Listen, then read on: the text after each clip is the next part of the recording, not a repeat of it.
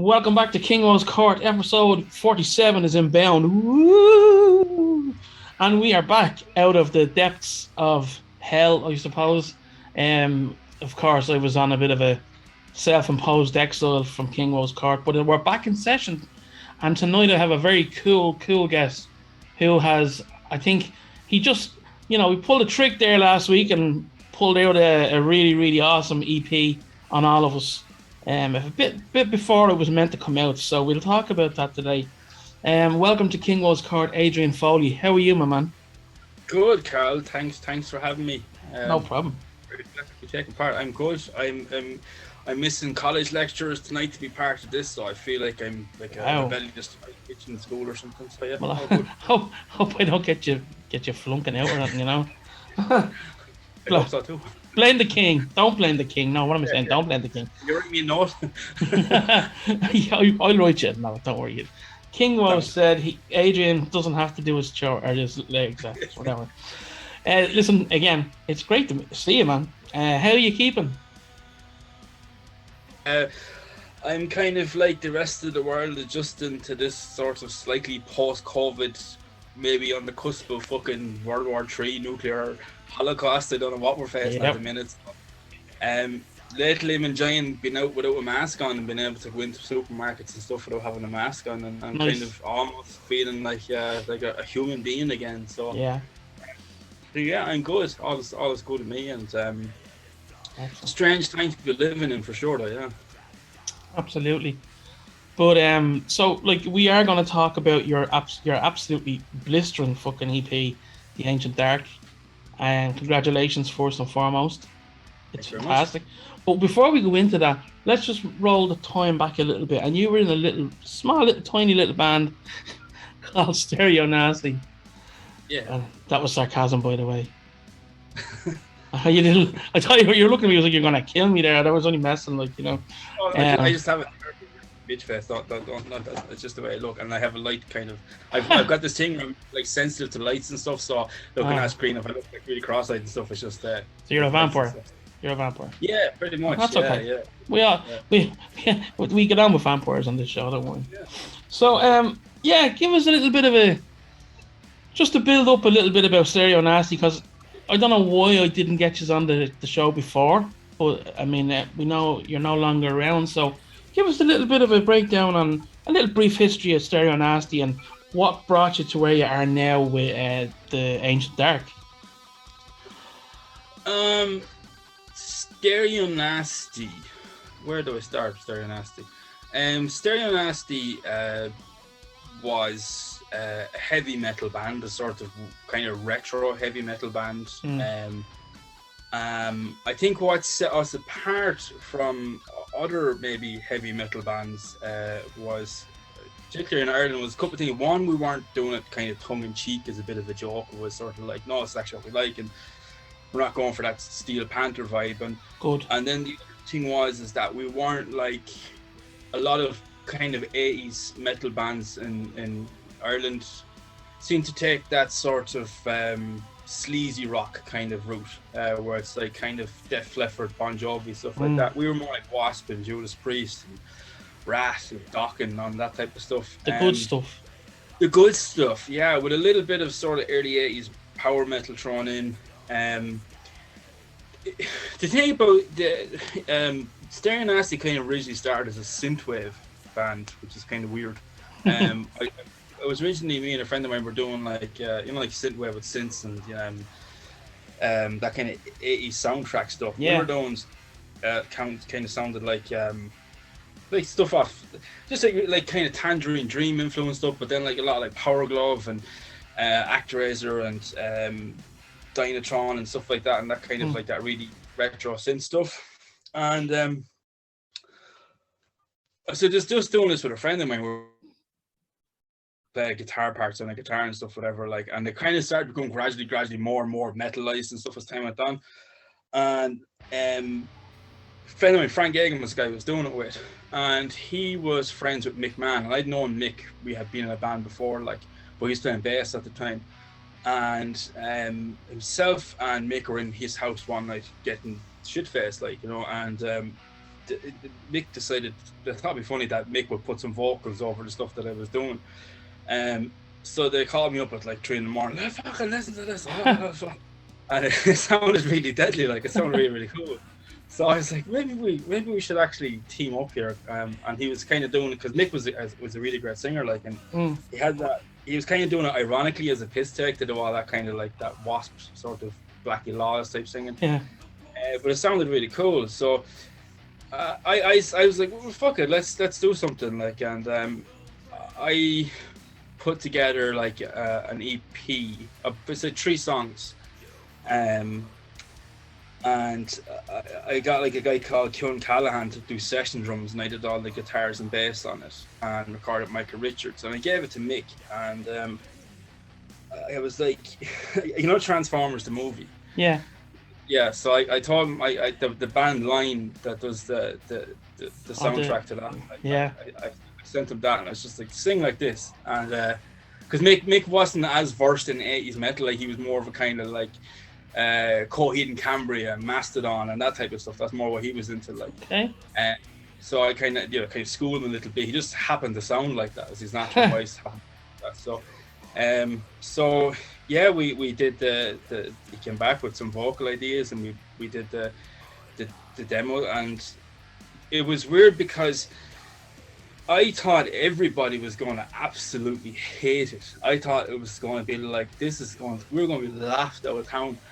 But I just did it because I wanted to do it, because I love that music, and I've loved that music since I was a kid. And it just really speaks to me. And I never got a chance to write that stuff. I was always kind of in heavier bands, or I was in different types of bands, but I never got to actually play that type of stuff. So it was like built up in me, so that when I finally was able to do it, there were so many riffs and ideas and different things that had been built up in me over the years that it just flowed out, like, because we did like 2 albums like really, really quickly, and it just flowed out so fast. And then we put the demo out, and I remember like saying everyone's gonna fucking hate this, and a couple of friends of mine said, just put it out, see what happens, you know. And I kind of like, to say it blew up would be an exaggeration, but it did kind of, within the sort of the little world of Irish metal, it did blow up, like, you know. And it did, yeah. It was a great buzz about it. A really great buzz about it, and it had it done something kind of like, it got really kind of. I find that,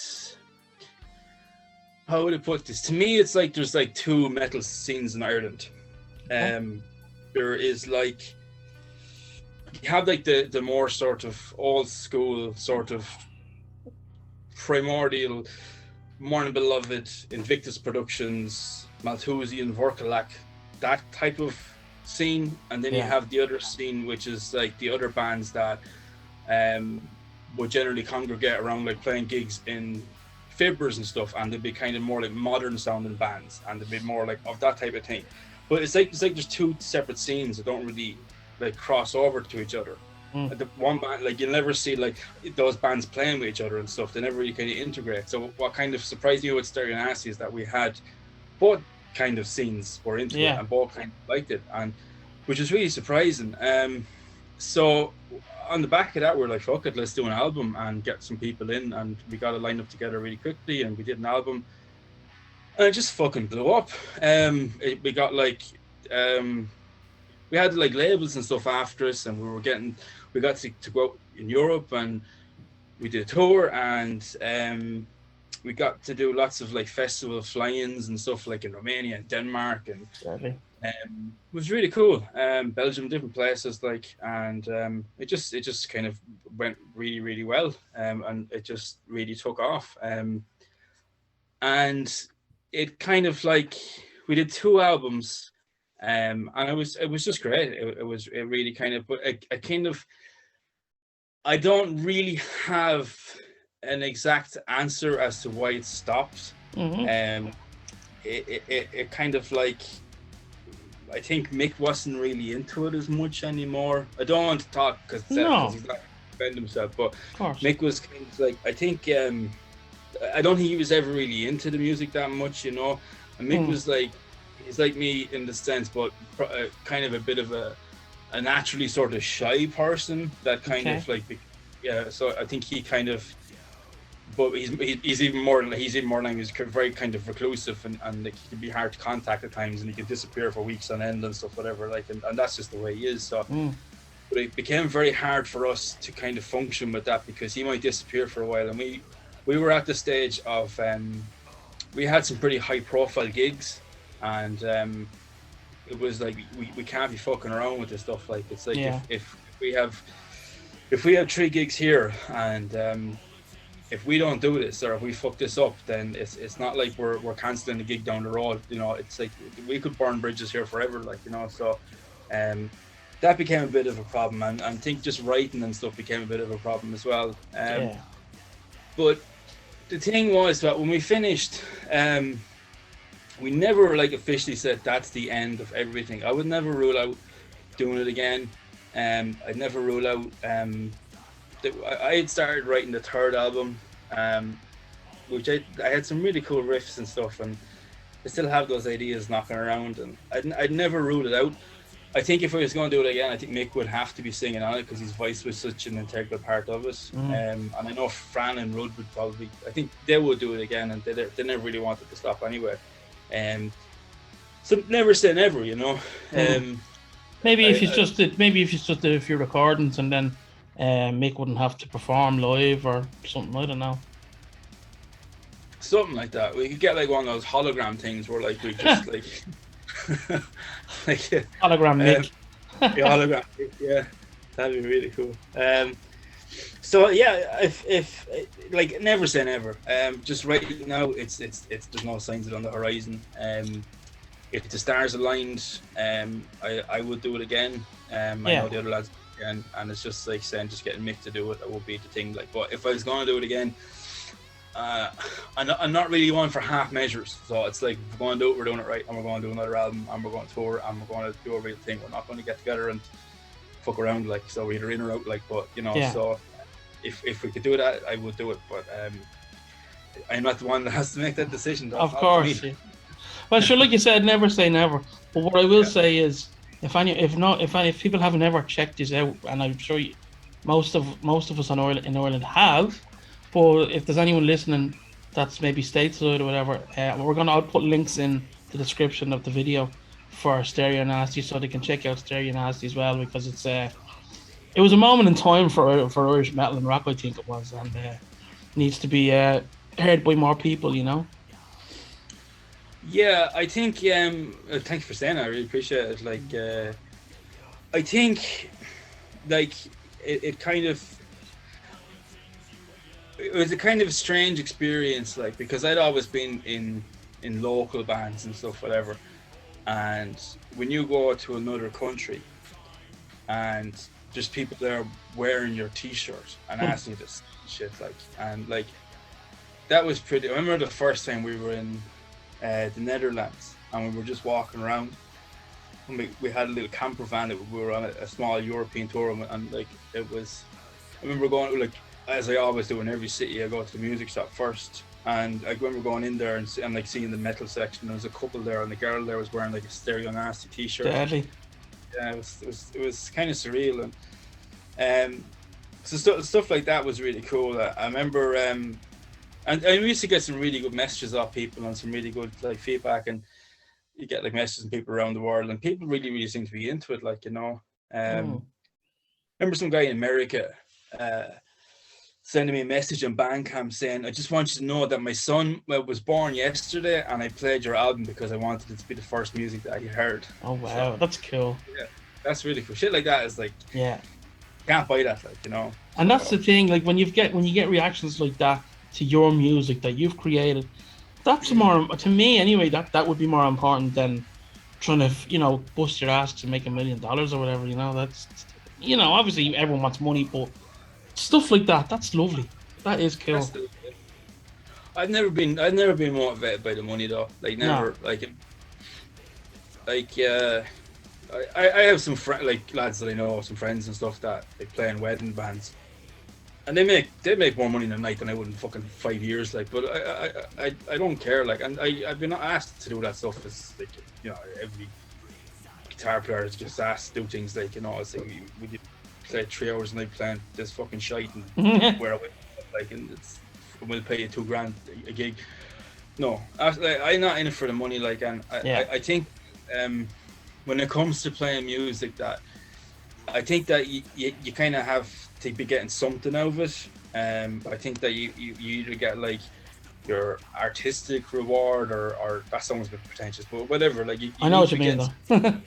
You need to have an emotional connection with what you're doing, and it makes you feel good, and it makes you feel like you're alive and you're attached to music and it's real.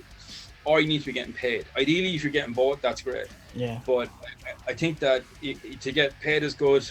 To get like to be creatively, emotionally attached to what you're doing is really good.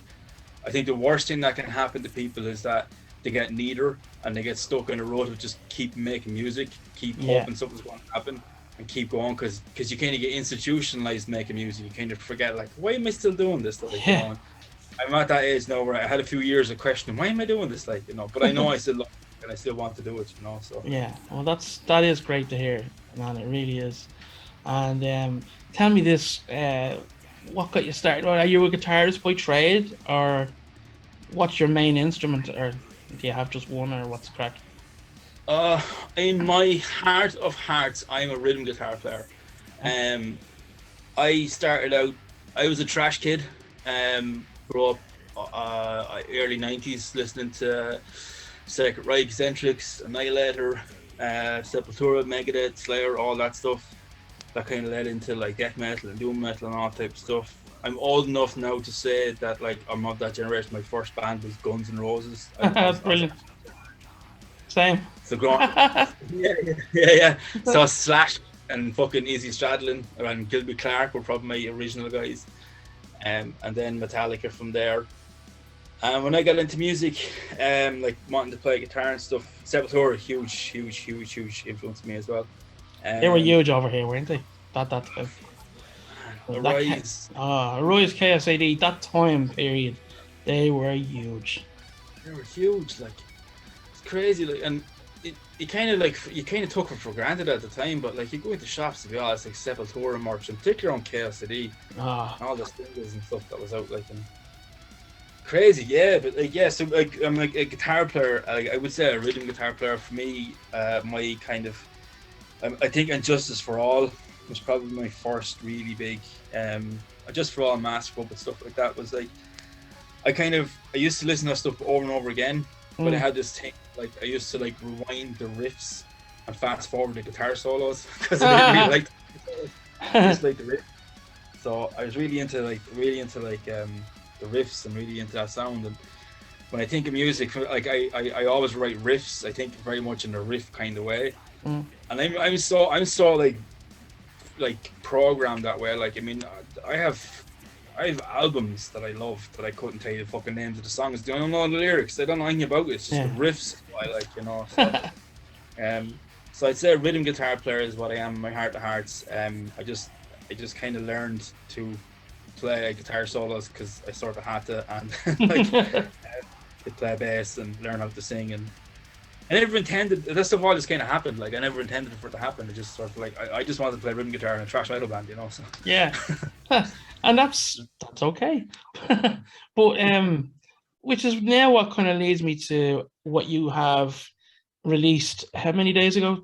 This will be out on Thursday. So you released it on, what was it, last week? Yeah, I think so. Yeah, I think it was last week. It was like, yeah, let's do it. Just put it out, yeah. Awesome. So tell me how you got to that stage where you were going to record The Ancient Dark. The Ancient Dark, the idea of that has been knocking around for a long time, really long time. Some of that stuff was written when I was still in Stereo Nasty, and I started writing that, like properly focusing on writing that stuff, I think when Stereo Nasty ended, but I couldn't really quite figure out what I wanted to do, and my brain was so kind of still programmed from Stereo Nasty that I kind of found that the heavy stuff I was writing was still very kind of melodic and still very kind of that thing. So it took me a while to really get to where I wanted to be, and I wrote a lot of stuff. And there was a lot of like trial and error and a lot of experimentation and stuff until I got a sound that I was really, really happy with. And what I wanted to do with the Ancient Dark is that I wanted it to be like not music that fit into a box so easily. As like, because Stereo Nasty, and I in between Stereo Nasty and the Ancient Dark, I did another one-man band, like a thrash death metal band called Necrokinesis, and I put out an album last year doing that. Oh, cool. Is that available on Bandcamp and all the usual things? Is it? On Bandcamp, and Cryptic Blood put out a cassette edition, which I thought was really cool. It was on cassette as well. Looked pretty cool. Cool. So that was the original plan for that one was myself, Rudd, and Fran from Stereo Nasty were going to do that. Three of us, and going to do the vocals on it. But then lockdown happened, so no one could leave the house. So we couldn't practice and we couldn't do anything else. So I wound up finishing that on my own. And then when I finished it on my own, I was like, maybe I could do other stuff on my own too. So I kind of thought long and hard about doing the Ancient Dark, and I was going to get singers in. I was going to get like drummer, get different people, a lead guitar player. But I just kind of wound up, I never intended it to be a one-man thing. I just kind of was like, I'll do this until the guitar player gets her, or I'll do this until the singer gets her. But it turned out really, really well. And I kind of surprised myself with how well it turned out.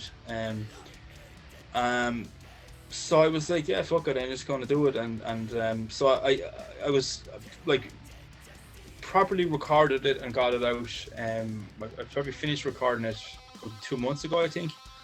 And then just was like, yeah, just going to put it out. And so it's been, I was going to put it out at the end of March. But I was just like, you know what, no, fuck it, I'm just going to stick it up now on Bandcamp and just get it out there and do it. Like, and we're glad you did, because it's been getting great reception so far. It really has. Like, I can't stress enough how good it is. It pulls from so many different aspects, and I assume that's probably your purest form on that recording, with the amount of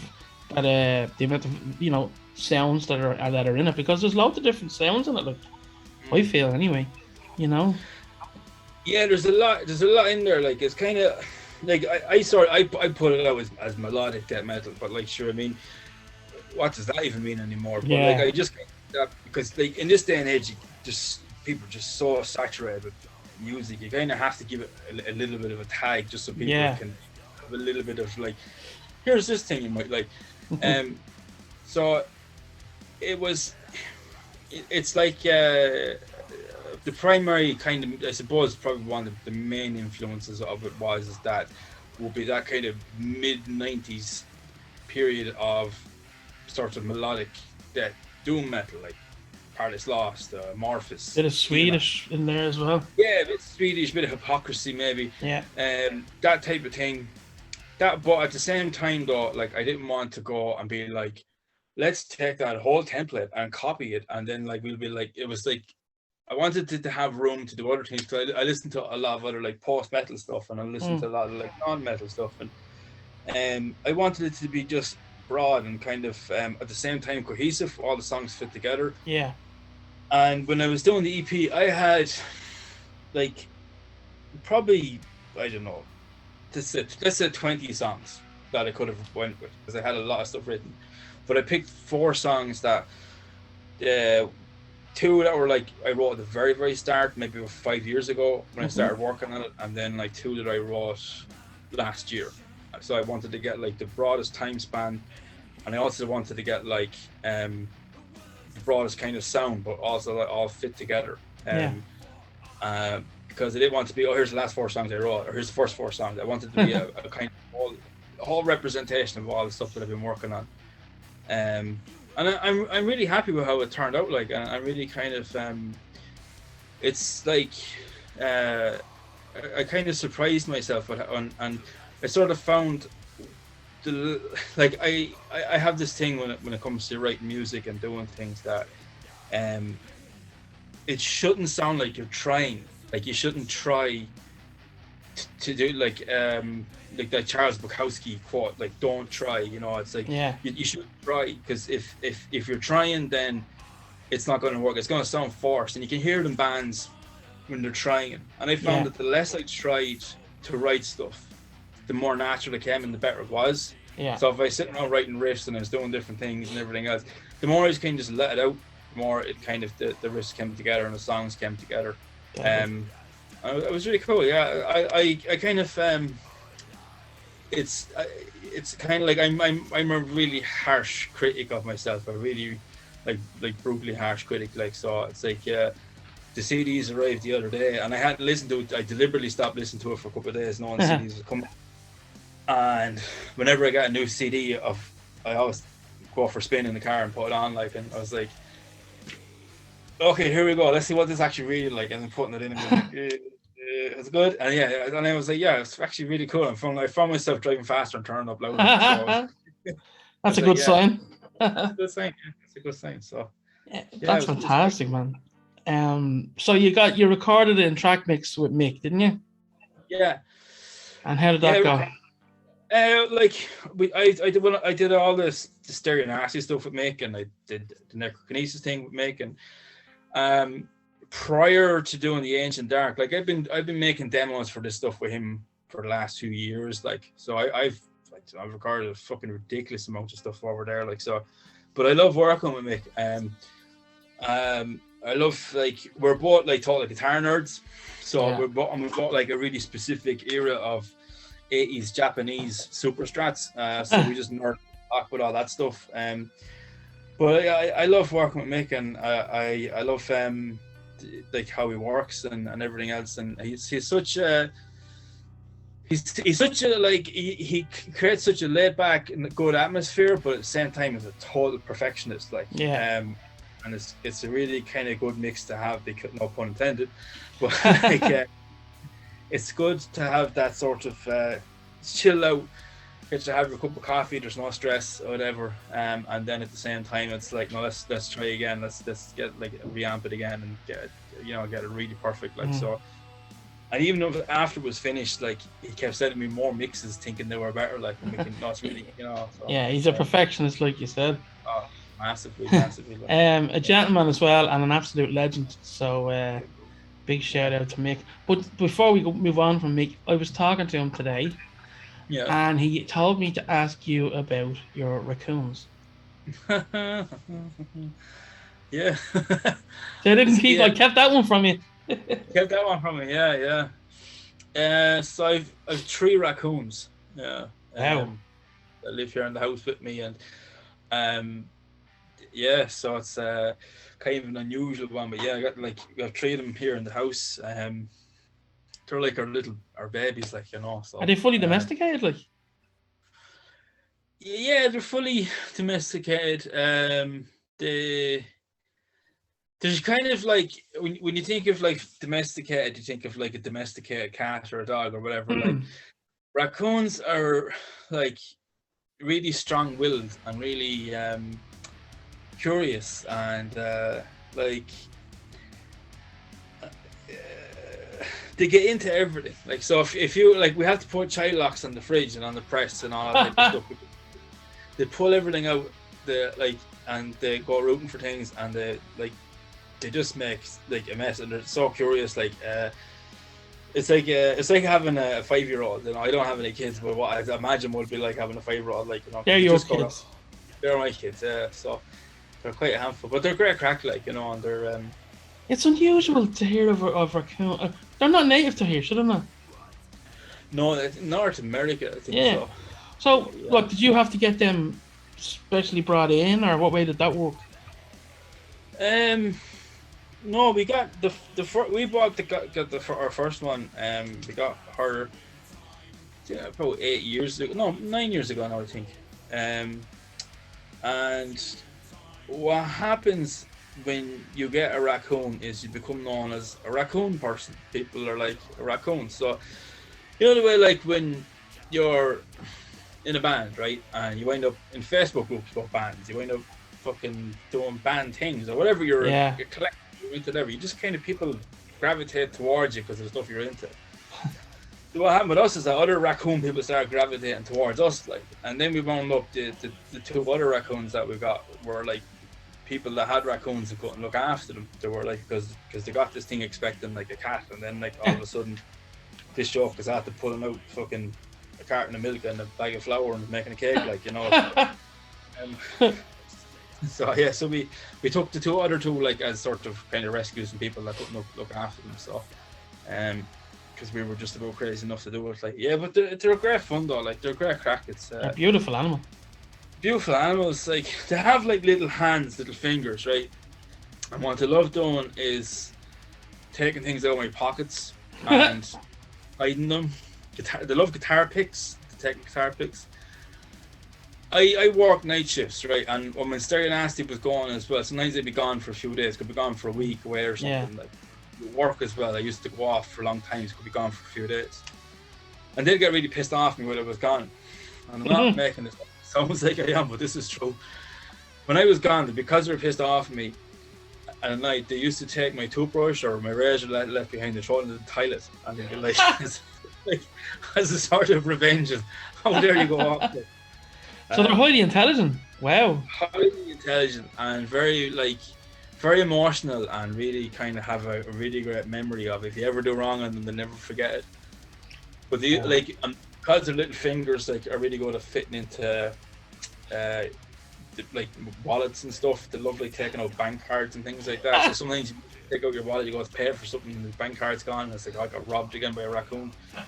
And people will say to you, "What the? Shut up, you big weirdo!" yeah. I remember paying to pay for a diesel one day, and took it out of my wallet, and there's no bank card there. Like, and I said, "Oh, I think my raccoon that's taking it." Like, and your man's like, "Oh yeah, she might do the same." And like, I don't mean kids, like, you know. So, and sure enough, I went home. There's my bank card in her cubby, like, you know. So it's a fecker.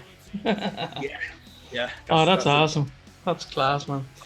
So I want to just kind of segue back to your EP. So the artwork, did you come up with the artwork yourself, or what's going on with it there?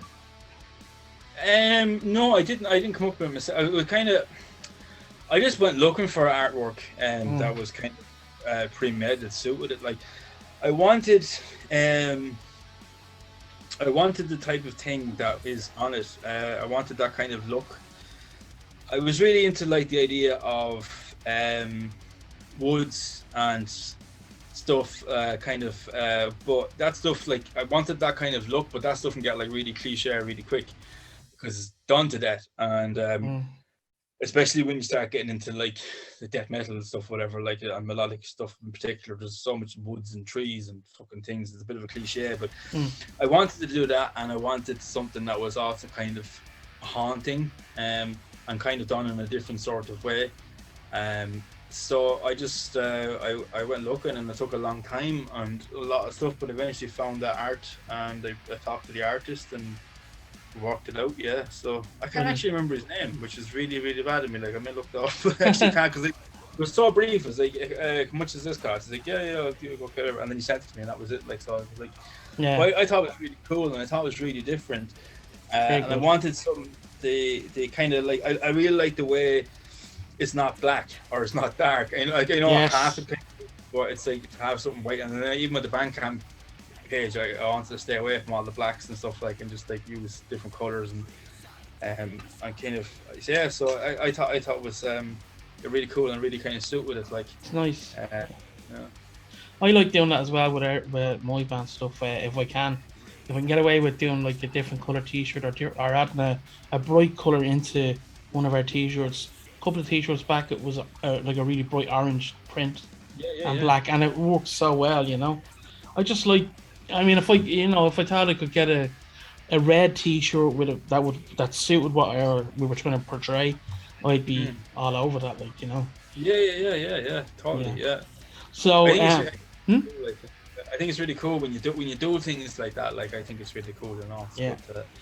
I like going for, it's probably weird, but I like going from one extreme to another, you know. So like, we had the first album, which was mainly black and grey, and then the Bloodwood EP that we brought out a couple of years ago was red, like really bright red, like, you know. And it worked. It just worked. It was strong, and it was, you know, it was noticeable, you know. But of course, it was in a forest, so Sorry. Yeah.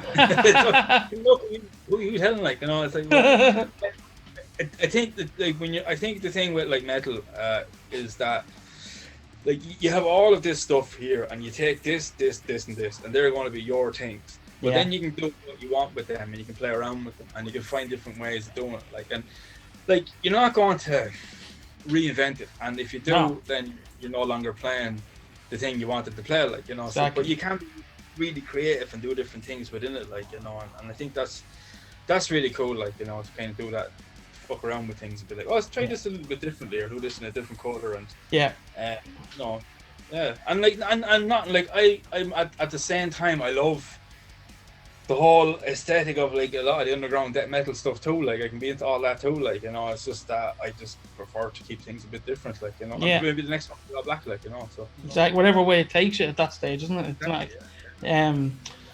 Are you gonna kind of play gigs with this project, or is it just you? That's it, like, you're just a recording entity? I don't know. I'd love to, but I don't know. Like, I'm super busy with things, but I think I'd love to do it if I could get the right people to do it. See, I live in Bagnallstown, which is like the back arse of nowhere, and I'm not going to walk down to the pub and bump into some drummer or something, like, you know. It's like, so for me, it's like, I need to be thinking about the nearest place, probably Dublin, which is about an hour and a half away from me. And I tried to do the practice in Dublin thing, but it's fucking so difficult, like, so I don't know. I wouldn't rule it out. If I could find the right people, I would do it. No plans at the minute, but I have been thinking about it, and I have been sort of, like, it has been on my mind. And when I listen to the EP, it's like, these would be good live songs, like, you know, this is good live music, like, and then I'd have to deal with the whole, like, it's one thing being a vocalist in a recording booth, but going out and being a frontman then is something else too, like, that's a whole other thing. So it's not easy. Not easy. I don't know. Yeah, it's like, you know all about that. Like, that's it's like, yeah, I don't have an instrument to hide behind, and I have considered doing that before, because bass, I love bass, you know, I was always wanting to take up playing bass. I'm not always playing it for the band, but maybe if we ever needed someone, I would have had it there. But then I would have taken away from my performance as a frontman, I feel, you know. Yeah. But I thought of the idea for a hot minute, and that was it. Yeah. There you go. Yeah. You'll never know. You never know. You might wind up doing it. So somewhere down the line, maybe. But I just want to say congratulations on the EP. It's absolutely fantastic, and I'm not just saying it because you're here, but, like, I have to say, when I finally got to hear it, it's my favorite release so far. I know we're only in March, but it's my favorite release of the year so far. Your favorite release of March? Yeah, of the year so far. I said, listen to me, okay? It's going to be hard to top that, right? Jesus. Just thanks, man. I really appreciate that. I really appreciate that. No worries. It really is enjoyable, and I've listened to it a few times now. But before we go, I'm going to let you go in a minute. Just what Irish bands appeal to you right now, or have appealed to you, or, you know, throw a few names out there, a few shout outs. I kind of, to be honest, now I've been kind of out of touch for the last couple of years with what's happening in the Irish scene. I think one band that I really liked recently was Grief Eater. I thought that was fucking savage. I really liked that, and I meant to pick up the vinyl, and I need to get on that, but if it's not too late. But I thought that was fucking savage. I really like that. I think Zealot Cult are great. I really like Zealot. Yeah. And Mick has his other thing going now. Was it Death Dealer or something like that? Some really good play on the word death, which I now can't remember. One of the lads from Memoriam is in it as well, isn't he? That's right, yeah. And I thought I don't know if that counts as an Irish thing, like, but his other band, Zealot Cult, are really cool as well. Yeah. I want to say God is an astronaut, but that's not the name of the band. I'm so bad. Like, what was that? What's that young lad band? They're all kids. Oh, God Alone. God Alone. God Alone. Yeah. Yeah. Like, Savage. savage fucking band. A couple of years ago, I was asked to judge. A few years ago now, actually, at this point. You know, they had like this metal to the masses thing. Like, Yeah. Stereo Nasty were asked to play at the end of it. We have all the bands competing, and then we go on and play at the end of it. And we were the judges of the thing, so we had to judge. And it was God Alone and Genova. And this was in Cork, I think. And I can't, for like, remember two other bands' names. Sorry, other bands, I don't remember. But God Alone were really, really awesome. And they reminded me of. Kind of like, I don't even know, this might not even what they're into, but it reminded me of like the early 2000s when a lot of like post-metal, post-hardcore stuff, ISIS, Orton 9, Cult of Luna, Red Sparrows, Neurosis, all that type of stuff. And I don't know if that's what they're going for, but that was kind of like my middle-aged man closest approximation to like what I thought they were really class, so really cool, something different. They're actually doing a UK tour, I think, in the next little while. Deadly. It's great for them. They're the kind of band that like they could be huge. I hate saying that because it's like, but it's like a cliche, but they could be like, you know. Absolutely. And it's like. And it's really cool because they're not just another like Mastodon clone or something, like, you know. It's like, you know, they're a really good band. I think there's some really good, a lot of really good like kind of black and death metal stuff as well. Sacrilege are quite cool. The Grief, and another kind of a sort of spin-off of Faroon. I got the new Faroon album, which is quite good, and The Grief was kind of, that's like another kind of death doom thing, which is really cool. We love our death doom in Ireland, don't we? Yeah, we really, really do. And it's kind of weird because it's like there's only really three genres that, like, all the bands, you never see a power metal band from Ireland. Like, you never see a symphonic fucking metal band. You never see that stuff, like, you know. No. You never see a crust punk band. You never see a fucking I know there's a few deathcore bands, but there's no one really kind of like that I see sort of sticking out. Like, it's like everything always fits into about like 3 or 4 genres. It's like, what the fuck, Ireland, you know. We like what we like, you know. Yeah, that's it, like, you know. No. There's a band I don't know if you've ever heard of them. That you should check out. Ocus. Have you heard of them? Ocus? No, I haven't. No. They're filthy crust punk stuff. Look them up. OKUS. That's the name. Yeah. Oh, I think I have heard. Yeah, I think I have. Yeah. Yeah, one of the Johnny from my band is in them. Yeah, I think I might actually follow them on Instagram, which would make me a hypocrite because I'm following them as well. No. That's one of the they're probably one of the best of that kind of style, I think. Yeah. You know, or another one is Fuckhammer. Have you heard of Fuckhammer? Heard of Fuckhammer? I think I heard 1 or 2 songs. Savage band. Are they an Nordy band? Yeah. Ross, who was also in my band as well.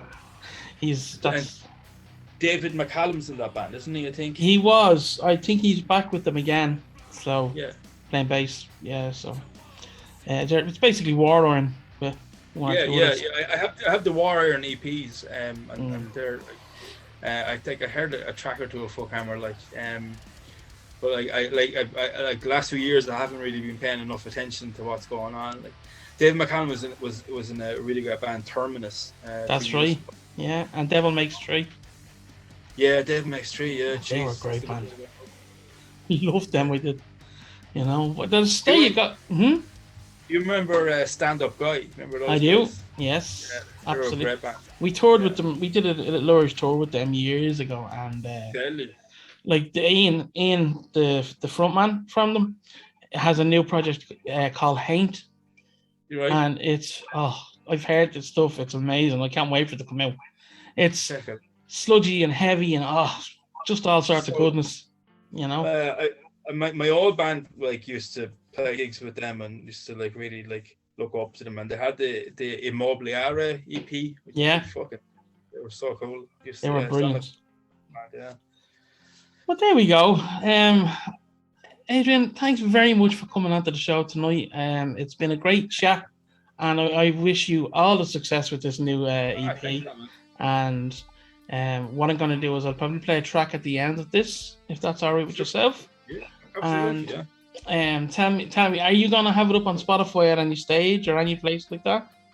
Yeah, over the next couple of days, I'll get it up on Spotify. I'll get it up everywhere and just get it properly out. Like I had planned on doing all that stuff kind of at the end of March, and then I just threw it up, and then I was sort of like sitting there looking at it, going, "Is World War III going to start?" Yeah, because if it is, we're to get this out first. So a preemptive strike, as they would say. Yeah, preemptive strike it. Yeah, so, but it's kind of like I just wanted to do it, and I kind of just sort of wanted to be sort of free of all the kind of waiting for it to happen. So well, I'm delighted for one that you did it, and it's getting great reception from everyone. And I mean, what we want people to do is go onto the Bandcamp and buy it. That's what we want. Show your support, But yeah, so listen, I will let you go for now. Right. And thank you again for coming on to KingWoes Court. It's been a great little chat with you there tonight. And as I said, all the very best with the future, Thanks a lot, man. All right. Yeah. Guys, we're gonna leave the show now. It's been great to see us all again, and I'm sure I'll be back in another month or two. Who knows? I don't time this shit anymore, but you look, when it's on, it's on. KingWoes Court is out of here.